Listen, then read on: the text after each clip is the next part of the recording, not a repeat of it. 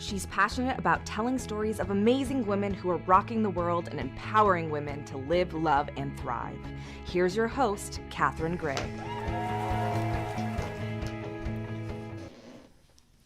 Hi, welcome to Live, Love, Thrive Women's Empowerment Hour, brought to you by 360karma.com. Happy to have you with us today. Hope you are following us on Facebook and Instagram at My360Karma.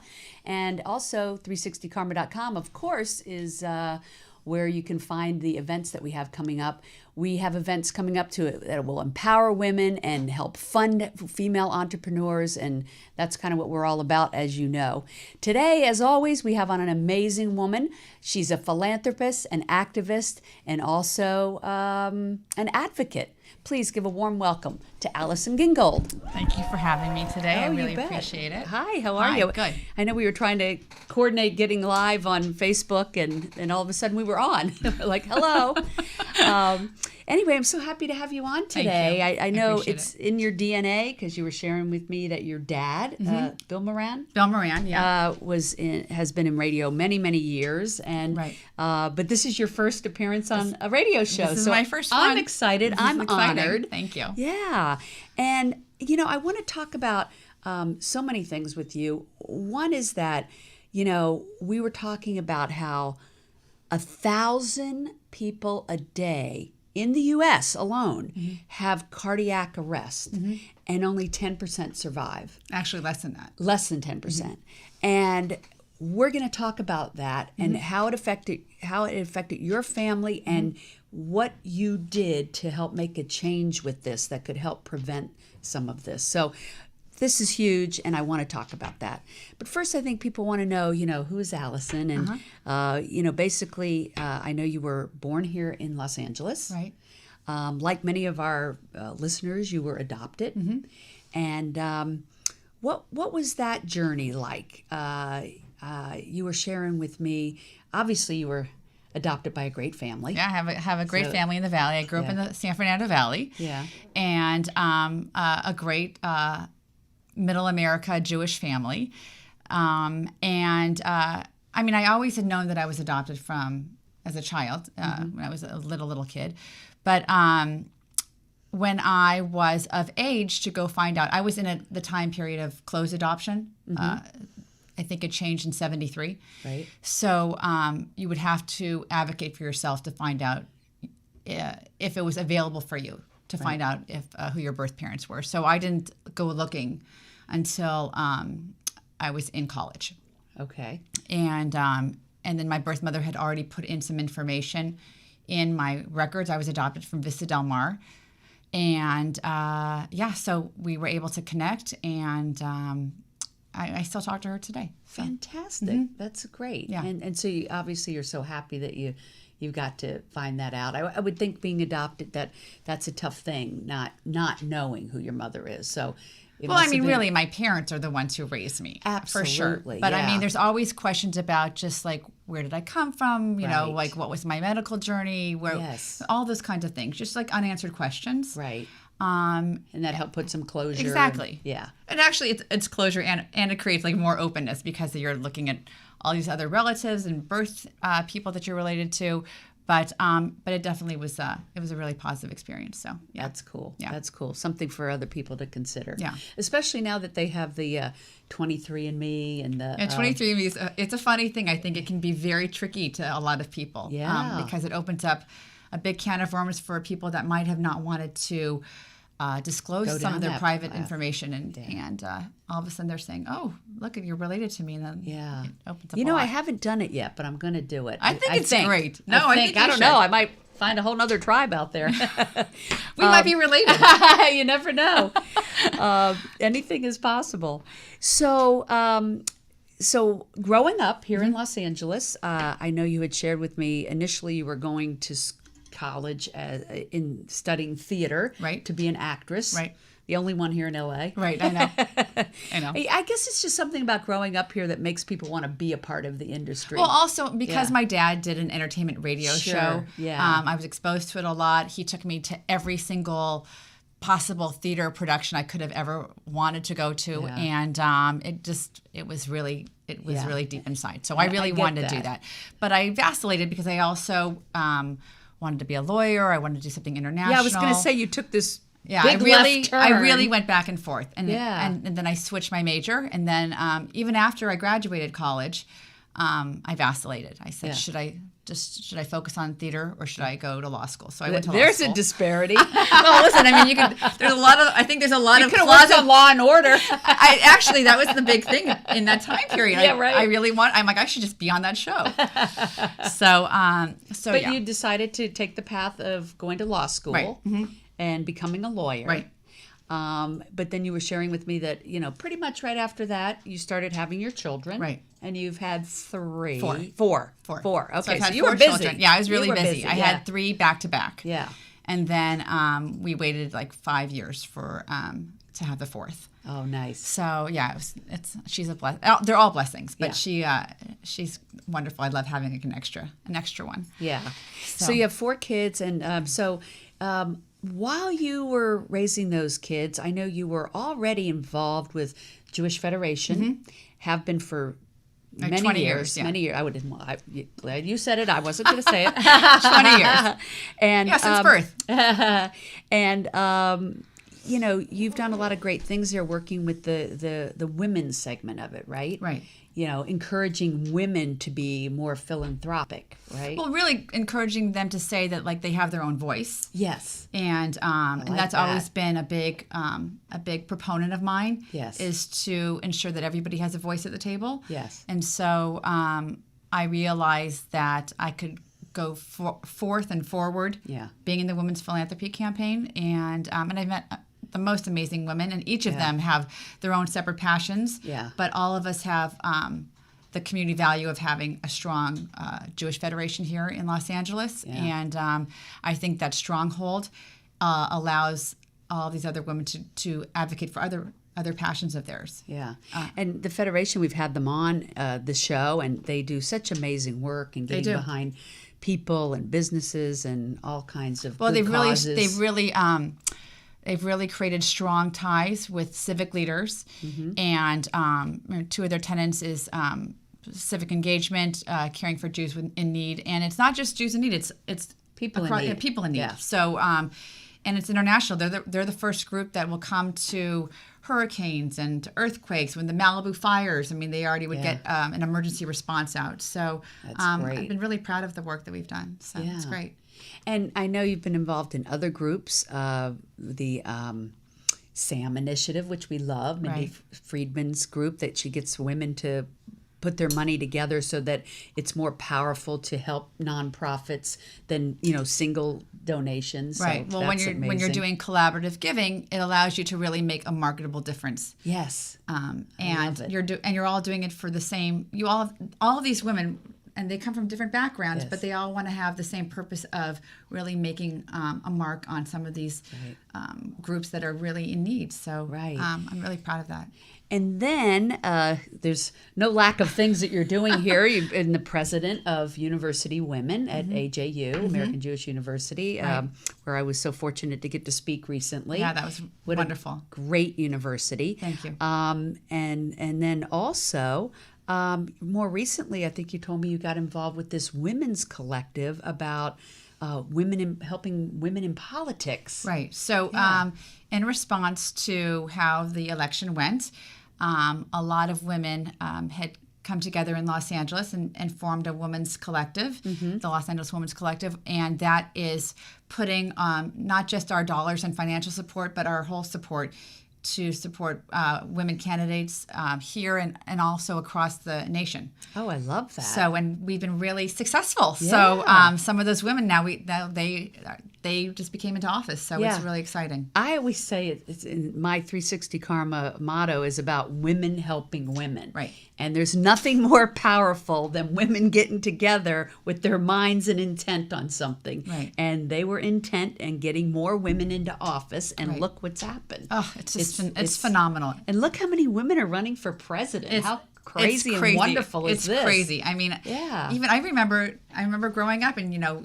those used to be those questions like, what do you want to be when you grow up? And people would say, I want to be president. But like, you thought about being president, but that was like a small little wishful, but now it's actually a reality. It's pretty amazing to. So, Allison, are you announcing you're running for president? I am not. I am not. I was the other night somewhere that Marianne Williamson announced she's running for president. On Monday night. And we actually are going to a fundraiser this weekend for Kamala Harris. Yeah. And I just say there can't be enough female presidential candidates, and they're really good ones, and it's exciting. It's really exciting. Yeah. It's thrilling to see Yeah. that they feel like they feel empowered enough Yes. that they could have a voice and that they Yeah. could have that they could actually make a difference nationally and internationally. Yeah. It's Well, phenomenal. thanks to things like the collective that you're involved in. Yeah. You know, it really did take, I think, women, supporting women to get them to feel empowered like that. I also think it was a catalyst that when you see so much divisiveness, it had to hit a point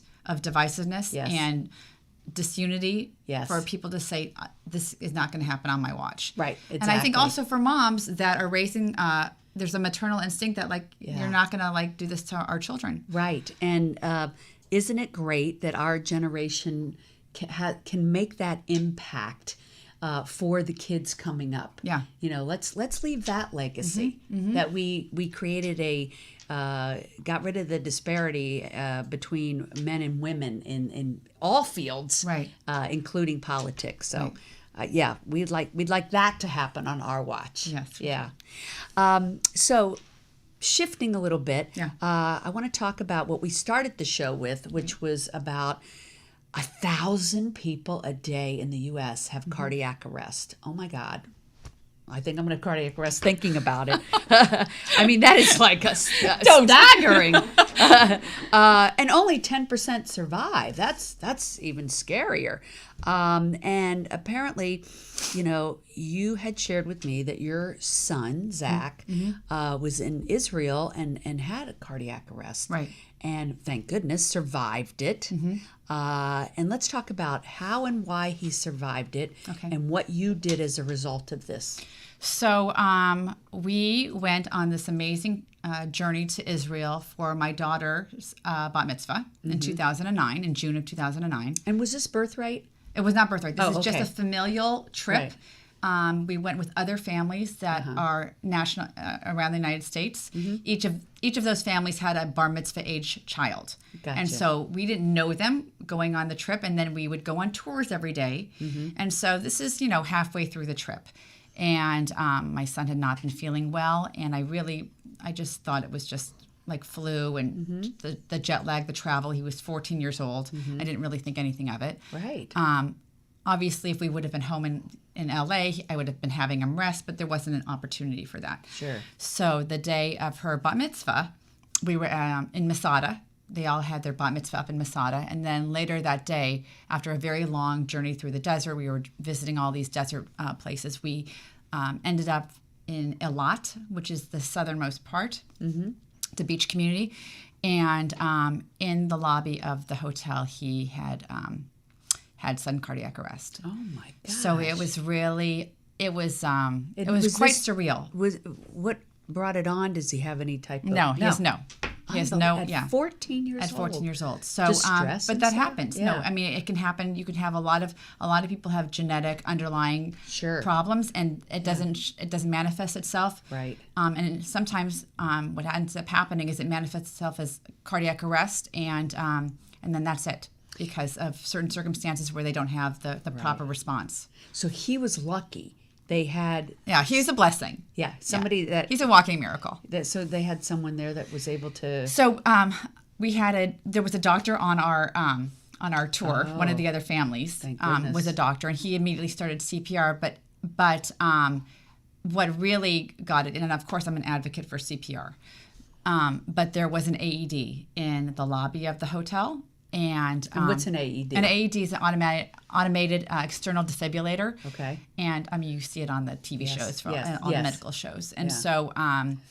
so it was in the lobby of the hotel, and they had immediate response by the security guards at the hotel since it was in the lobby. Wow. And so, I mean, they came right away. And that saved his life. It did save his life. Yeah. So because of this, you came back to the U.S. And you started an affiliate of the Cardiac Arrest. So the Sudden Cardiac Arrest Foundation. Sudden Cardiac Arrest Foundation. That's correct. And worked with them to get these Well, actually, AEDs what into the happened, schools, right? When we were in Israel, we had honestly the most amazing experience by the doctors, the staff at the hospital in Soroka, but I always wanted to just get home to LA. You know, you just want to get home. Yes. And so after we finally had the approval, after many, many weeks of living there, we came home. And I was really surprised that there wasn't an AED in every building and nobody was trained in CPR. People were like in the 70s, but not anymore. And I thought, oh my gosh, like I was thinking like, oh, well, LA is like the premier medical premier, like health advocates in California. And we aren't, or we weren't. Yes. So I got involved with the Sudden Cardiac Arrest Foundation just because they have an amazing survivor network program and a lot of public affairs and accessibility on their education awareness. But I wanted to make a difference here in LA. So the school, it was a private school that my children attend, Brentwood School. They had already, while we were in Israel, they were so responsive. They were really amazing. And they had already purchased AEDs for both campuses. And then they trained all of their staff and faculty. And I thought CPR. In CPR. Yeah. And I thought, oh, this is so amazing. What a school I have. And then I thought, well, that is terrible. Like, how could it only be my school? Right. You know, like, what about everybody else's school? Right. So I started looking into that. Right. And I realized that it's not on the books, and it wasn't a requirement. So I just started making all of these connections. I mean, I have a lot of connections because of all the philanthropy that I've done and the work that I've done through the Federation. And just because I have 4 children, I have a lot of different friends in different fields. Right. And I just really started an email campaign and a phone campaign and a face-to-face campaign with everybody that I knew. And it started spiraling in a positive way. And then also Freddie Rodriguez is an assemblyman. He had to sponsor the bill, and then the bill was to advocate to say that high school students across California would have to be trained in CPR before they graduated. Wow. So they passed the law. They passed the law. That's fantastic. I went to Sacramento to speak for it, and but I had to get it was one of those kinds of you need to get, this person wants to hear that this person likes it. And it's one of those, I'm not going to sign off on it unless this person does. Right. And then when I started having support from the LA City Council, from Eric Garcetti, our mayor, who's just an amazing leader here in LA. I had support from other people, assemblymen. Then I had support from the board of. But what I love about this is one person can make a difference. One person can make a So difference. if you're out there and you have a cause, you know, you can do what Allison did and get these council people on board and get the mayor on board and make laws to implement these things. What about the AEDs? Are they? So the AEDs are still, there's, each of these bills are their own subset. So there's going to be a bill for that too? Yeah, so there's bills of a lot of things. There's bills that have passed recently in the past couple of years that I've advocated for that have to do with all the new buildings have to have an AED. I mean, it was originally it had in certain health clubs, they have an AED. Do you know how many lives you've saved? So that's how, that's what really, I wanted to do. Right. I mean, you know, talk about a legacy. Right. Thank you. Well, I think it's just important. It's not just me. I mean, there's other parents that have been out there with me. Like, but those other parents are out there with you because you started it. And that's great that they got behind you. And I can tell, you know, it's a lot of work to, like you said, get everybody on board. It's politics. It's politics. But it was it's a kind of politics that, like, I felt very, very positive because it wasn't like I was, I didn't have to give anything negative, and I wasn't trying to bend my beliefs. You know, I really think that that's what we're here on the planet for. Right. Is we get like a download, and it says, this is what you need to do. And you either do it or you don't. Right. And so I think it's great. You got that download. You didn't just care about your child. You cared Right. about all the children. Right. And you carried that torch. And Well, I felt like we were that's a really gift. blessed. We were blessed, and I felt it was a responsibility that like if Yeah. I'm blessed, I would like everybody else to have that opportunity. And I see that lawyer in you. That's what I think. That's what yeah, it's coming in handy. It came in handy, that's for sure. Yeah, maybe the acting and the lawyer. Yeah. Maybe that's where they both came together. There you go. That's right. That's right. I read another interesting statistic that just blew me away, and I happened to read it right after I spoke to you, oddly enough. Yeah. And it said 1 in 39 people will be assisted when they have a medical emergency on the street. Mm-hmm. Only 1 in 39 will a bystander help someone Well, that was part of who's in medical need. right. That was part of why what I was How advocating. sad is this? This is crazy. Well, because number one, it used to be mouth to mouth, Yes. and now it's hands only. So Right. people were very reticent, especially in the 80s when there was a Right. lot of diseases and they didn't know how they were transferring from one person to another. They were very reticent about putting their mouth on someone else's mouth, Right. which is understandable. Yes. But that was exactly what I was when I would advocate for this bill. Yeah. Is I said you are training high school and middle school children who are very receptive still to wanting to have community with other people to create an adult community Right. that would be much more apt to respond to someone. Right. And if you get that ingrained in children younger, as an adult, they're much more available to like want to help. Right. Right. They're not so scared about it. Well, I was going to say that it just goes to show that anybody out there can take some steps to make a difference. And I think it was very bold of you to, really. I know it was a fight. I know it took a lot of energy. And Well, I think it also, for me, Yeah. I think the hardest part was just the beginning, just Yeah. to really say my story out loud, which is our Yes. family story out loud. Yes. It was really difficult for Yeah. a long time. Right. I had to kind of share it and Yes. share it, and the personal journey to share became A much more tragedy comfortable. is The tragedy is hard. hard, but Yes. it wasn't really a tragedy at the end. It was a Right. blessing. Yes. And once I shared it enough times, I was much more comfortable talking about it. Right. And then I was able to move Yeah. forward with it. Yeah. They always say there's a silver lining. Yeah. So sorry that happened to Zach, but Yeah. look at how many people it's affected. And, Yeah. Marianne Williamson was saying the other day, the most important thing is educating and training our children. They are the future. And so if all the schools start training people on CPR, maybe that 1 in 39 people who are helped by bystanders will increase and hopefully be Right. the majority Right. instead of such a bleak minority. Right. So, God willing. I mean, what you've done is just started this ripple effect that could go across the country. And Well, when I saw the success of how it went at the end, and it was a long time coming because even politically, there's questions about how we're going to fund it, and Yeah. it's a lot more deeper political than I Right. realized it would be at the Right. beginning. I thought it was a no-brainer. right. But And how did you fund it? Did you get donations or?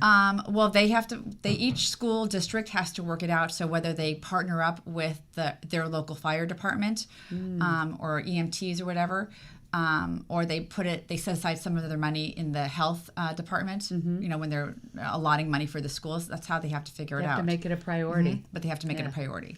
Well, thank you so much for being Thank on you. and I'm sharing so your honored story. to have. Thank you. I appreciate it. Yeah, thank you for the great work you're doing. Thank you for the great work you're doing. I hope Allison inspired you like she inspired me. So get out there and make a difference. We'll see you again next week, Wednesdays at noon.